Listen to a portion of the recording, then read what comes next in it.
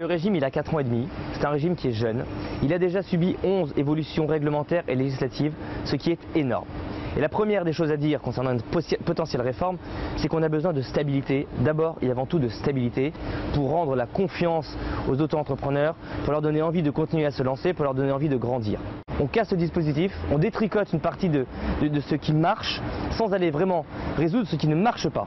Le constat il est clair, on a un manque d'accompagnement, on a un manque de formation, et rien de ce qu'il ne fallait faire n'est dans le projet de loi, alors que tout ce qui est dans le projet de loi n'était pas à faire. Ils ont d'un côté les auto-entrepreneurs qui sont extrêmement mécontents par ce dispositif qui va de toute façon casser complètement le régime, et ils ont de l'autre les artisans qui continuent à demander très clairement la sortie du régime de l'auto-entrepreneur de leur champ d'activité.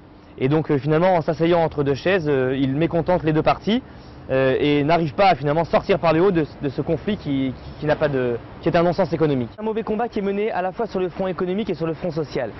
Le combat économique, il va effectivement détruire une partie de la valeur puisqu'on va renvoyer vers l'assistance sociale un certain nombre d'auto-entrepreneurs, on va renvoyer vers le travail au noir un certain nombre d'activités et effectivement économiquement l'État, même l'État, va y perdre en termes de recettes fiscales et sociales.